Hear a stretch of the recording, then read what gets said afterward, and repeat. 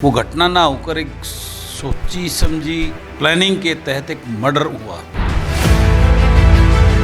तो एक तरफ तो मुख्यमंत्री जी उस पे निंदनीय वो बात करते हैं कि भाई इस प्रकार की है भद्रभाषा भड़काने की बातें ना करो, और खुद इस प्रकार का बयान देकर मैं तो हैरान हूँ इस बात से। आपके सामने है, उनको तो उम्मीदवार तो मिला नहीं वहाँ पे, और वहाँ से जो है ना वो एक किराए का उम्मीदवार लेके आए हैं।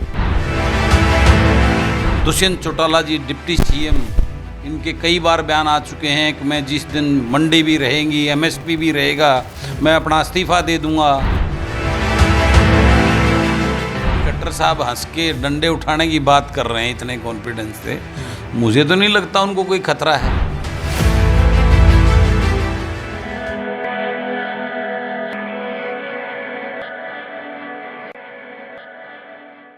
नमस्कार, मैं आपका मित्र सर्वमित्र। मसले कई सारे हैं जिस पर हम बात करेंगे बलराज कुंडू जी से, जो कि महम से विधायक हैं। आपको पता है इस वक्त क्या चल रहा है देश में? लखीमपुर वाला मसला हो जो यूपी में हुआ, इतने किसानों की जान गई। जान क्या गई, मतलब हत्या हुई एक तरीके से। हरियाणा को अगर हम देखें तो कई बड़े मसले हैं। कुछ दिन पहले ही हरियाणा के सीएम का एक ऐसा बयान आता है, वो आपने देखा होगा। उसके अलावा एलनाबाद का उपचुनाव वो करंट में है। उसके अलावा चाहे बाजरे की एमएसपी की बात करें, खरीदारी की बात करें, या धान को लेकर भी अभी किसान मंडियों में प्रदर्शन कर रहे हैं। बलराज कुंडू जो हैं उसके बारे में आप जानते हैं कि वो विधानसभा में इन सारे मसलों पर अच्छी बेबाकी से बात रखते हैं, खासकर जो किसानों का मसला होता है। और आजकल हर तरफ किसानों का मसला चल रहा है। कुंडू साहब, लखीमपुर यूपी में जो कुछ हुआ, इतने किसानों की जान चली गई, और बाकायदा ऐसा लग रहा है कि सरेआम हत्या की गई है।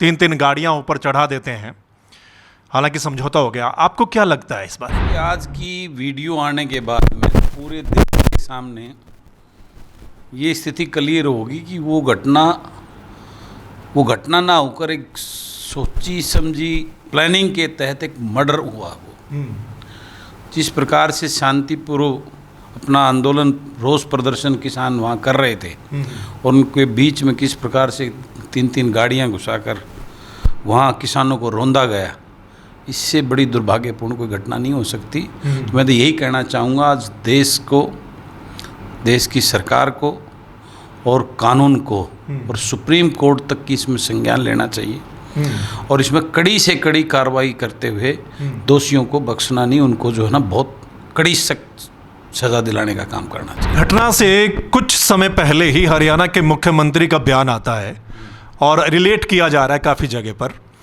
कि हरियाणा के मुख्यमंत्री मनोहर लाल खट्टर साहब कहते हैं अपने वर्करों को, अपनी पार्टी के लोगों को, कि किसानों को जवाब देने के लिए आप डंडे तैयार रखो, एक टोली बना लीजिएगा, देख लेंगे 2-4 महीने अगर जेल में रहकर भी आओगे तो भी बड़े लीडर बन जाओगे।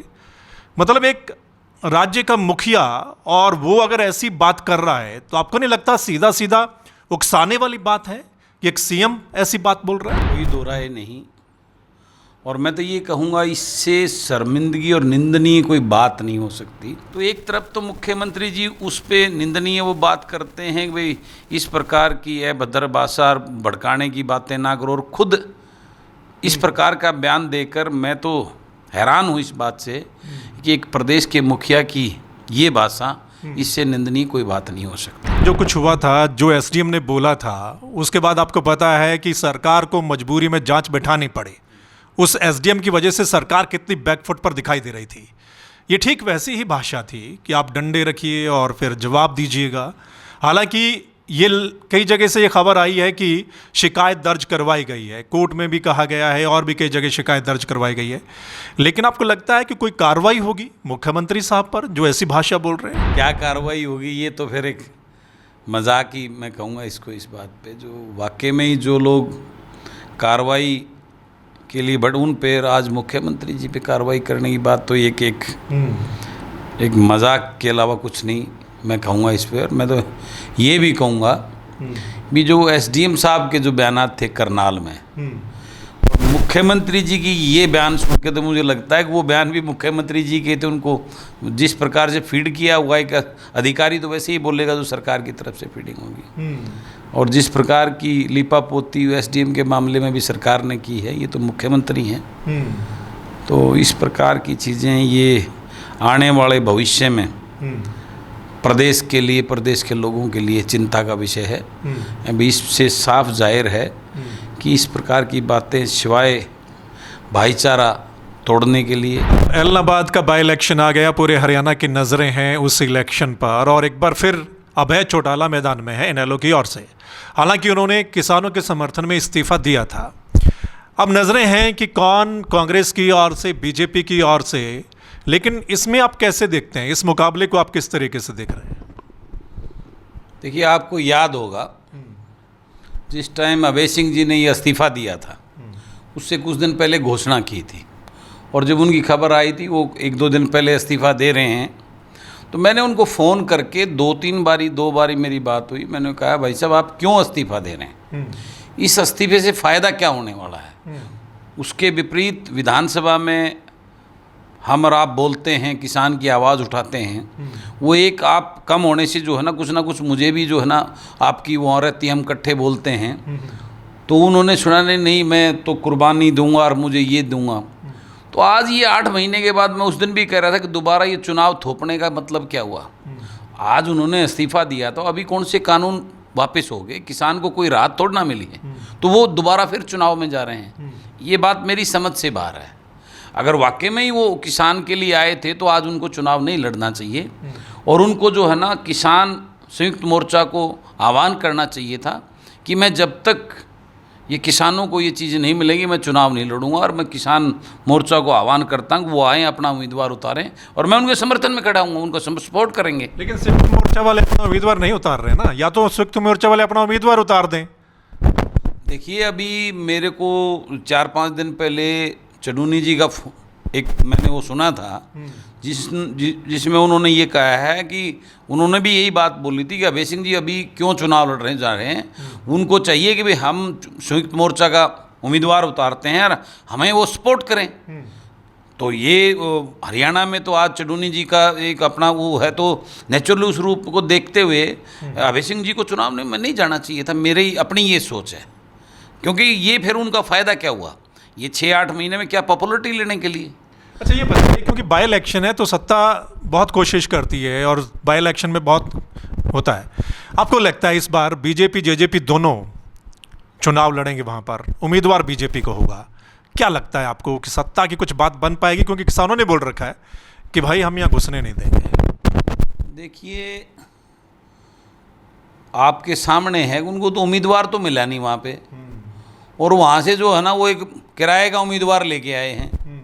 तो इस बात से अंदाज़ा लगा लीजिए कि वो कितने मूड में लड़ने की अपनी वो बचा, क्योंकि लोकल जो उनके बीजेपी के जो लोग थे या जजपा के जो लोग थे, वो कोई चुनाव किसी ने सहमति नहीं जताई।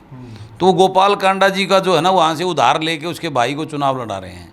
कल तक जो बीजेपी जिस गोपाल कांडा पे बड़े बड़े लांछन लगा रहे, उनको वो नहीं बनाने के लिए ऊपर भाई इनके ऊपर केस हैं, ये हुआ, आज उसके भाई को जो है ना वो अपना उम्मीदवार बनाने की तैयारी कर रहे हैं। चलो एनीवे, उनकी पॉलिसी है, मैं नहीं कुछ कहूँगा इस पर, वो पार्टी की अपनी वो किसको, लेकिन ये सब जो हो रहा है, ये अगर इसका और हाल आप देखोगे तो ये प्रदेश के लोगों के साथ में एक खिलवाड़ हो रहा है। उनको जो है ना बहका फुसला कर इस टाइप की राजनीति खेली जा रही है जो नहीं होनी चाहिए। वास्तव में अगर यहाँ के जो नेता हैं वो किसान हितैषी और किसान की बात करते हैं, उनके लिए कुर्बानी देने की बात करते हैं, तो इस प्रकार का जो ये चुनाव अगर ये प्रोपगंडा, मैं इसको गलत मानता हूँ।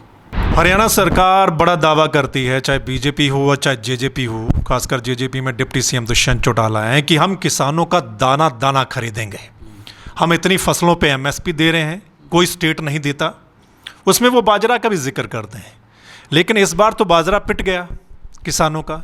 ये कहते हैं कि हम सिर्फ 25% खरीदेंगे, बाकी जहाँ रखना है स्टोर करना है करो, हम उस पर सिर्फ 600 रुपया भावांतर भरपाई के लिए देंगे। अब किसान बेचारे रो रहे हैं कि हमारा बाजरा तो 900 रुपये बिक रहा है, प्राइवेट में 1000 रुपये बिक रहा है, 600 ये भी मिल गया तो कितने का, 400-500 रुपये तो उनको घाटा हो रहा है, 2250 रुपये एमएसपी है। ये चीज़ें अपने आप प्रूव कर रही हैं, जिसके लिए किसान को जिसका डर था और जिसके लिए किसान सड़कों पे बैठा हुआ है, और उसके बार बार ये बीजेपी के नेता और ये दुष्यंत चौटाला जी डिप्टी सीएम, इनके कई बार बयान आ चुके हैं कि मैं जिस दिन मंडी भी रहेंगी, एमएसपी भी रहेगा, मैं अपना इस्तीफ़ा दे दूंगा। और अजय सिंह जी ने भी कई बयान, अभी भी पीछे आया था, मैं जेब में इस्तीफ़ा ले घूमता हूँ, किसान को जो है ना वो नहीं होने देंगे, ना मंडियाँ ख़त्म होने देंगे, ना एमएसपी को जाने देंगे। तो ये उनके सामने है, ये लोगों के सामने, प्रदेश के लोगों के सामने है कि आज बाजरा 1200 रुपये में बिक रहा है। 600 रुपये भावांतर की डिफरेंस देने की सरकार बात करती है, उसको मिला के भी 1800 रुपये होता है। बाजरे का एमएसपी तो 2250 रुपये है, 450 रुपये का लॉस आज है। अभी तो ये बाजरा आना शुरू हुआ है और ये 25% खरीद अभी सरकार की करने की बात कर रही है। जिस दिन वो पूरी हो जाएगी, बाकी जो बाजरा, तो मुझे लगता है ये 1000 में भी कोई खरीदने वाला नहीं होगा बाजरे को। तो ये उनकी, उसके ऊपर जो है ये कई मंडियां बंद कर दी हैं। तो ये चीज़ें जो ये भाजपा वाले और ये लोग सवाल करते हैं कि भाई क्या कमी है, ज़रा बताओ इन कानूनों में, यही तो कमी है जिसका डर उनको सता रहा है। आज इस आंदोलन के बावजूद ही, इसके दौरान ही ये चीज़ें सामने आ रही है। जब ये पूर्णतः ये किसान अगर घर, तो उसके बाद इनके साथ क्या हाल होगा, यही तो चिंता का विषय है किसान का। और आज ये मोरल ड्यूटी जो अजय सिंह जी डिप्टी सीएम जो बार बार कर रहे थे मैं ले लूँगा, आज वो इस बात का जवाब दे जनता को। आज जनता उनकी तरफ देख रही है। क्या ये सिर्फ खेल है? क्या सत्ता के लिए वो कुछ भी बोलेंगे?